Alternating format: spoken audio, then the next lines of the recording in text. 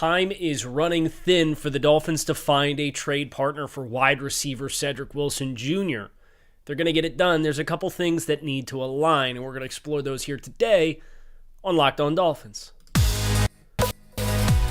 You are Locked On Dolphins, your daily Miami Dolphins podcast, part of the Locked On Podcast Network, your team every day. All right, Miami. Welcome to another episode of Locked On Dolphins. It is your team every day here on the Locked On Network. I'm your host, Kyle Krabs, lifelong Miami Dolphins fan, host of Locked On Dolphins, co-host of the Locked On NFL Scouting Podcast with Joe Marino. You can find our shows on YouTube or wherever you listen to your favorite podcasts. I want to thank you guys for making Locked On Dolphins your first Miami Dolphins listen of the day. And today on the show, we are exploring what has to go right for the Dolphins to find a trade partner for wide receiver Cedrick Wilson. This, of course, was a player that the Dolphins signed in free agency last year to a 3-year, $22.05 million contract. And then several weeks later, Tyreek Hill became available via trade, and you don't not trade for Tyreek Hill because you signed Cedrick Wilson to a 3-year, $22 million contract. That's just not good business. And what ends up happening is exactly what you would expect. Cedrick Wilson ends up getting marginalized to a degree that he himself did not envision when he chose to sign with the Dolphins. The Dolphins took full advantage of having Tyreek Hill at their disposal, and he got a ton of volume in the passing game. But now you're entering into year 2. And if you're going to make a change, ideally that's one that would happen before the season so that you can clear the salary cap space and you don't have to avoid, or you can avoid starting to pay his fully guaranteed salary. So the Dolphins have some work to do this summer if they are indeed going to get this done, because I think that the natural timeline to make a deal done would be to trade with a team that struck out on wide receivers in the 2023 NFL Draft. That obviously did not happen. So what we need to do now is we need to ask ourselves what needs to materialize for this to take place. And I have 3 bullet points up here, if you're on YouTube, off my shoulder. The finances, the personnel, and the compensation. So let's start with the finances, right?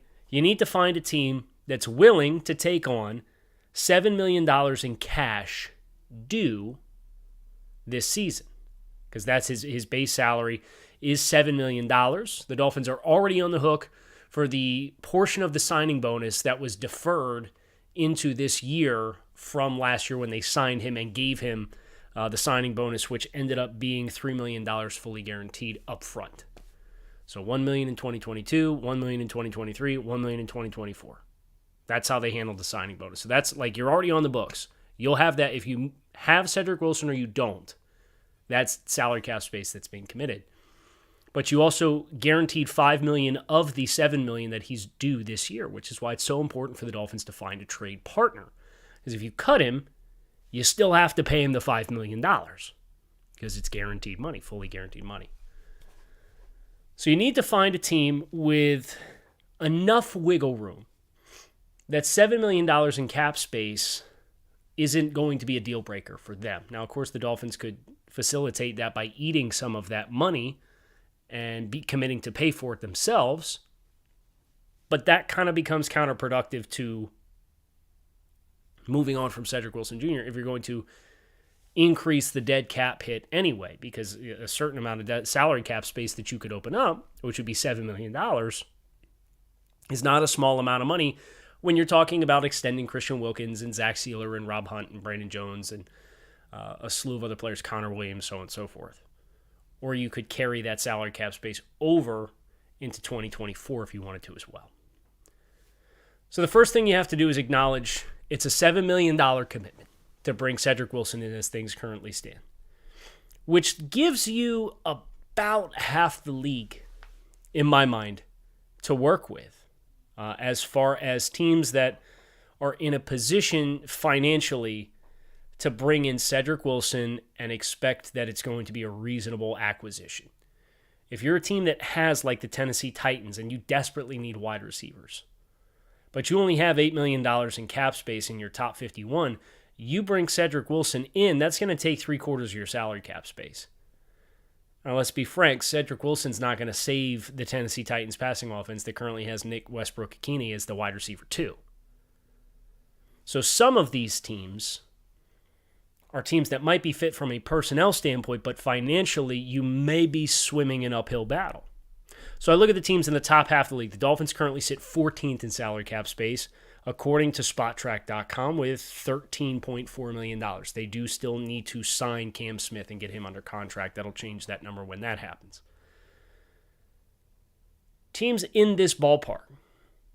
New England, no, we're not doing business there. They're at 12. Philadelphia, 12.6. No, thank you. New Orleans is interesting. We'll put in your mark on that football team. The Pittsburgh Steelers is interesting. You put in your mark on that team. Those teams are both between $14 and $15 million in cap space. Cleveland and Cincinnati, no thank you. Green Bay, ding, ding, ding, ding, ding. There's a gold star there next to that football team. The Houston Texans would make some sense. But are the Houston Texans in a position to attack adding personnel in effectively what is year one of a new head coach with a rookie quarterback? Now, you can make a good case to not surround the quarterback with developing players and have a veteran player like Cedrick Wilson, and there would be value there. They have $20 million in cap space. I don't think the intersection for the Texans of where they're at as a football team with what the characteristics of making a move to target a wide receiver like Cedrick Wilson are necessarily aligned. So that's a hard sell in my eyes. The New York Jets, no thank you.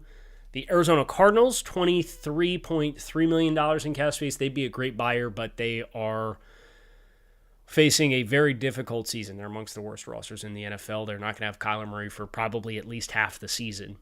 Can't imagine they would be buyers at this juncture as well. So even more dramatically than the Houston Texans.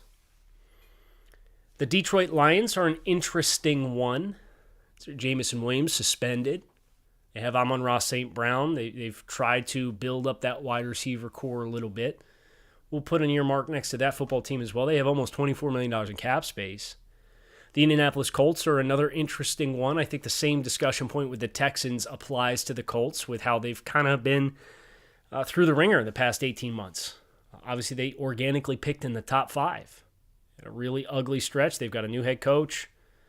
The Dallas Cowboys, third on this list with $24 million. The Carolina Panthers with $28 million is another interesting team. They, of course, traded up the number 1 overall pick. And then the Chicago Bears with $32 million. So you have some interesting candidates here between, we'll throw the Panthers in there, and the Cowboys, and the Detroit Lions, and the Green Bay Packers, New Orleans Saints, all between $14 and $28 million in cap space. Bringing in the Cedrick Wilson money is not a backbreaker for you to have operating expenses for the rest of the season.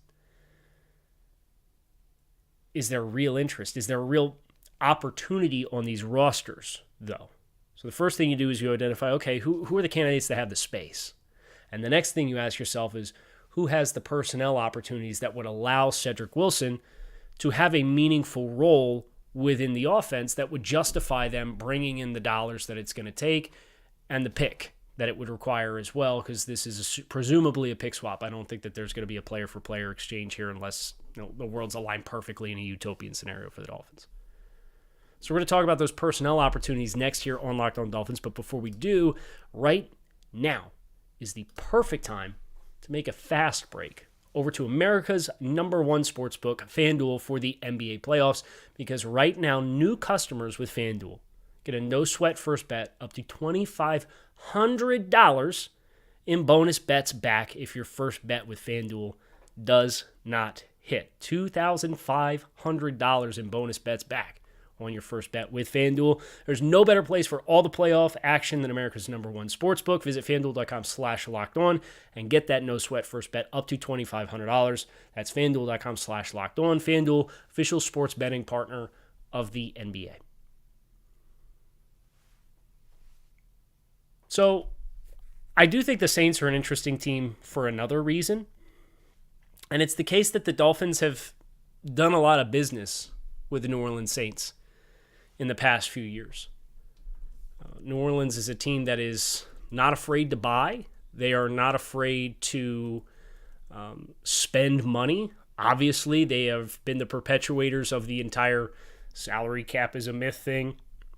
Never mind the fact that they have seen their roster dwindle over the past 3 years or so from attrition, from not being able to retain all of their players that were on rookie contracts because of all the big money contracts they'd committed themselves to. But just hear me out. The New Orleans Saints' top 3 receivers are Michael Thomas, Chris Olave, and Bryan Edwards. You could also put Traquan Smith on this list, Rashid Shaheed, Kirk Merritt, Dolphins legend, and A.T. Perry. These are the top names at wide receiver. James Washington, if you want to include him as a former day 2 pick for the Pittsburgh Steelers. Is this wide receiver 3? Cedrick Wilson's probably wide receiver 3 on this roster, and Michael Thomas hasn't been healthy consistently for forever. I absolutely think there is a certain level of interest here, and with Derek Carr at quarterback, as compared to whether it was Jameis Winston or Ian Book, who the Dolphins played the last time they played the New Orleans Saints, there is an opportunity here for this passing offense to get a little bit more depth. They already brought in one player who they didn't trade for him, but he was brought in as a player who was talented but had underachieved in his previous stop with Bryan Edwards, another size guy. And I think Traquan Smith and Rashid Shaheed as your slot receiver type certainly bodes well for Cedrick Wilson having an opportunity with this football team to be a player. So I would absolutely put the Saints, who have $14.28 million in cap space as things currently stand, as a reasonable team to call and make the sales pitch if you're fully committed to moving on from Cedrick Wilson Jr. The next team that really grabs my eye is the Green Bay Packers. Of course, there's an added bonus to this being a team that is in the NFC as compared to bolstering a team that might be competing for you down the stretch for a playoff spot. And if you think New Orleans needs a wide receiver, hear me out. Christian Watson, Romeo Doubs, Jaden Reed, Dontavian Wicks, Grant Dubose, and Samori Toure, the top 6 wide receivers on the Green Bay Packers depth chart. What stands out the most about that? Here are the years in which those 6 wide receivers came into the NFL. 2022, Christian Watson, 2nd round. 2022, Romeo Doubs, 4th round. 2022, Samori Toure, 7th round. 2023, Jaden Reed, 2nd round. 2023, Dontavian Wicks, 5th round. 2023, Grant Dubose, 7th round. The top 6 wide receivers have a combined 3 years of NFL experience. Call this team up. You've got a first-time starting quarterback in Jordan Love. Do you want some veteran experience in your wide receiver room to give you a chance, or are you just going to run the ball 500 times this season with Aaron Jones and with A.J. Dillon? Because if that's the plan, okay, go for it. Godspeed. Best of luck. The Packers are sitting here with $16 million in cap space and very much have the ability to bring on this contract. And from an experience perspective and an opportunity to play perspective, they very clearly are coveting youth, athleticism. Jaden Reed is an explosive slot-type player. Christian Watson's one of the more explosive wide receivers in the NFL, despite his lack of experience. How about a little savvy? Would you like a little savvy? And it's not even like there's veterans waiting in the wings here behind it. Jeff Cotton, Malik Heath, Bo Melton, Jadakiss Bonds as a rookie, and Deuce Watts. That's the entire wide receiver room for the Green Bay Packers. It's a team you should call. See if they're interested in adding a veteran wide receiver to this very young mix. I'll jump to the Detroit Lions because I don't think the Texans, in spite of the Texans having a need at wide receiver, I don't think that they are going to be in a position to buy. And here's the Detroit Lions wide receiver room, and you tell me if you don't think Cedrick Wilson can have an impact on this football team as well. The top receivers, Amon-Ra St. Brown, Marvin Jones, Josh Reynolds, Khalif Raymond, Trinity Benson, rookie Antoine Green, rookie Chase Cota, Tom Kennedy, Maurice Alexander, and Dylan Drummond, with, of course, Jameson Williams on the suspended list as last year's first-round pick due to violations of the league's betting policy at the team facility. Even if Jameson Williams is not suspended, Cedrick Wilson's a more impactful player at this stage in his career than Josh Reynolds. How much does Marvin Jones have left in the tank? Even with Jameson Williams, never mind the fact that you'll be without Jameson Williams almost half the year, you're talking about Cedrick Wilson's probably wide receiver 2.5 for the Detroit Lions, who are expected to compete in the AFC. And them having the curveball of the Jameson Williams suspension is the perfect kind of catalyst for a team to go out and find a player and spend a little bit to get a roster caliber and viable NFL contributor in that room, because you never enter an offseason expecting a player to get suspended for gambling violations. Detroit's got almost $24 million in cap space.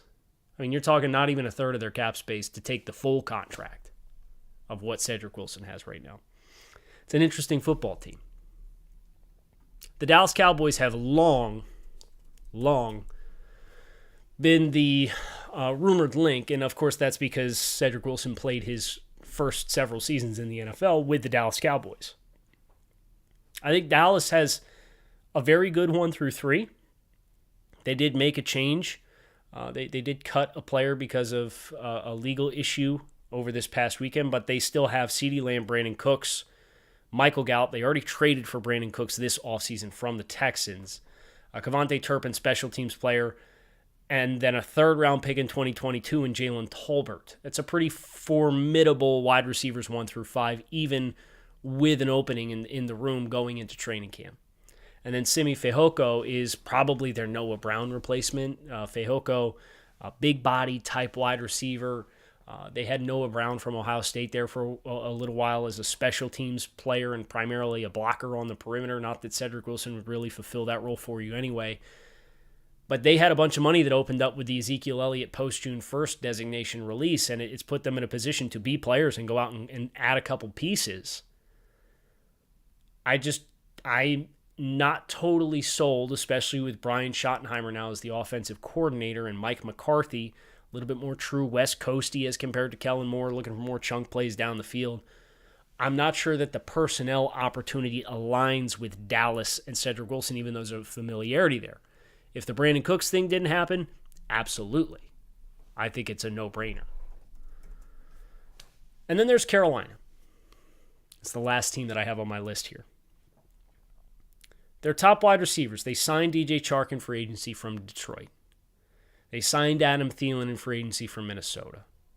They have a second-round pick in 2021 in Terrence Marshall Jr. They drafted Jonathan Mingo in the second round of this year's NFL draft. And then they have Laviska Shenault, who they traded for as kind of a lottery ticket, if you will, as a player who was drafted in the second round by Jacksonville, kind of a positionless player, not really refined as a route runner, more of a scheme touch type player. I think the problem with Carolina as the selling point is they've already gone out and they've gotten a couple veteran guys in Chark and Thielen. And obviously Thielen is the savvy veteran player. He's come in and is probably going to be the volume one for them, with them presumably starting a rookie quarterback in Bryce Young. I know right now that coaching staff is talking up, oh, well, it's Andy Dalton for the time being, and I'll believe it when I see it. I know that's a really ambitious ownership group in Carolina, and I can't imagine they traded up for the first pick in the draft and not play him right away.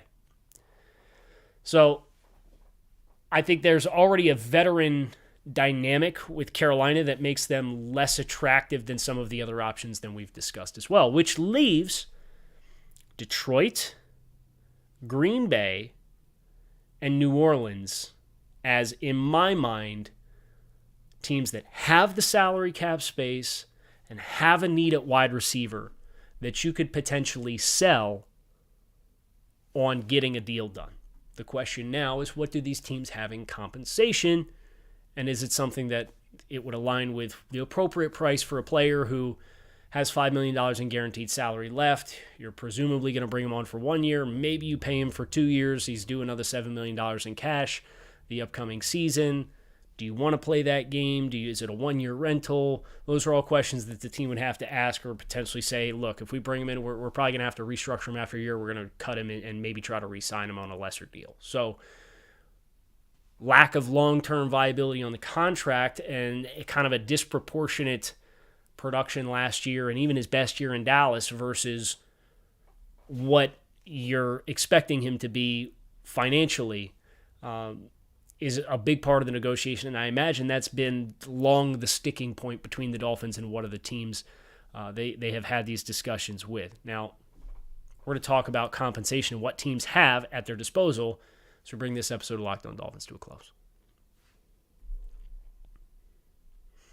The Saints are a mess from a salary cap or from a draft pick perspective. The Saints have a second-round pick, courtesy of the Sean Payton trade with the Broncos. Okay, and I'm not saying a second-round pick is going to be the price for Cedrick Wilson. Just they have their own first-round pick in 2024. They traded their own second-round pick as a part of the trade to go up for Trevor Penning with the Eagles.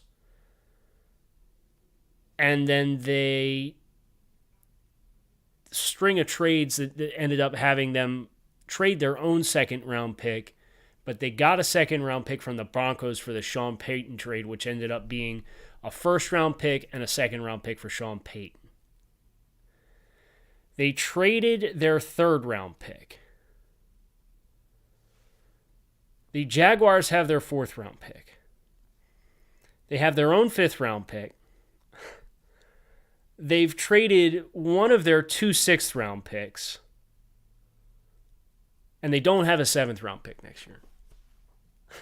So they are confirmed to have a 1, a 2, a 5, and a 6. And that's about par for the course for the Saints. They don't like making a lot of picks. They just like going up and getting their guys when they see them. I think probably 5 would be a dream for Miami. I don't think you're probably going to be in that range. The fact that they have a 6 helps, but you don't have a 7. So for Miami, is this a matter of a pick swap? Would a 6 get it done? You know, it seems they have 2. One of them is conditional. It's not a great menu. It's not like they have a surplus of draft picks at their disposal. Now, one team that we know does have a surplus of draft picks at their disposal is the Green Bay Packers. Now, they organically have their own picks in rounds 1 through 7, but then they also are getting the Aaron Rodgers compensation pick, and that's based off snap percentage. If Rodgers gets 65% of the snaps for the Jets this year, the Jets will send a first-round pick to Green Bay next year in advance, or as well. So all the compensation that's already been sent ahead of the draft, and then a 1 if Rodgers plays 65% of snaps. If not, then it's a 2. They don't have anything surplus outside of that, though, but it's always nice to know, hey, you're going to have probably a top 60 pick. Well, you're going to have a top 60 pick, top 55 pick, top 50 pick. I don't know how low we'll throw the floor right here, passive-aggressively here for the Jets, but you'll probably have a top 50, 55 pick in the 2024 NFL Draft that's a bonus pick on top of your own organic picks that you already have. That gives any team a little bit more flexibility to be able to say, okay, well, you can, with an extra second-round pick, I can move down 2 spots, snap my fingers, and get back the pick that I would send to potentially bring this player in. The Lions have their own 1, 2. They have 2 3s. They do not have a 4. And then they have a 5, 6, and a 7. That flip in picks came courtesy of the TJ Hawkinson trade and included some pick swaps. So Detroit has little bonus capital in day 2 with 2 third-round picks, but rounds 5, 6, and 7 they organically have as well. I think as I kind of take everything into consideration that we've talked about here, one of the things that is a little appealing is trying to potentially leverage teams in the division against each other. If you can ignite the fire, if you find that there is a fire for both of these teams to add a wide receiver, that might be how you get a top 175 pick. I don't think it's going to be much more than that if you get that at all. But if it's two teams that are expected to compete in the NFC North and they both want a wide receiver because they both have the salary cap space to do it, and they find out they're bidding against one another, is either one of these teams with extra day one and day two draft capital at their disposal willing to say, we'll send you 5 and just lock us in, let's get it done. That would be a dream come true. Now, that's a highly optimistic outlook for this end result. And I do think we are at a juncture with Cedrick Wilson Jr. that it's not, I think, unreasonable to say we might be past the point of moving on from Cedrick Wilson being more valuable for the Dolphins than keeping Cedrick Wilson. Now, it might be just worth it for Miami to have the extra wide receiver depth, bite the bullet on the salary cap space. But I think some of this probably also depends on what your intentions are with some of these other contracts. Are you planning on extending Connor Williams? Are you planning on extending Christian Wilkins this summer? Are you planning on extending Zach Sealer and giving him a significant pay raise? If you are, y'all got to get that cap space done. We'll see if they do. But that would be my starting point. It would be the New Orleans Saints, the Green Bay Packers, the Detroit Lions, looking at their depth charts, looking at their assets, looking at their draft capital, looking at their salary cap space. That all adds up for me as viable destinations. Drum it up as best you can. Chris Greer, time to go to work. We got minicamp this week, and then you're quiet for 6 weeks before training camp opens up. We'll be buckled in, but hopefully this was a nice primer for whatever is to come for Cedrick Wilson, assuming something comes. Hope you keep it locked in right here on Locked On Dolphins. I'm Kyle Krabs, your host. It is your team every day. I appreciate you guys for checking out the show. If you like this, hit subscribe. You can find us on YouTube wherever you listen to your favorite podcasts. If you're on YouTube, click the like video, comment. Let me know what you think Cedrick Wilson's trade value would be. Let me know what you want from a content perspective over the next couple of weeks before rubber meets the road and we're off to training camp, which will be here before we know it. I'm very excited for that. So keep it locked in here on Locked On Dolphins. It is your team every day. Appreciate you guys checking out the show. Fins up.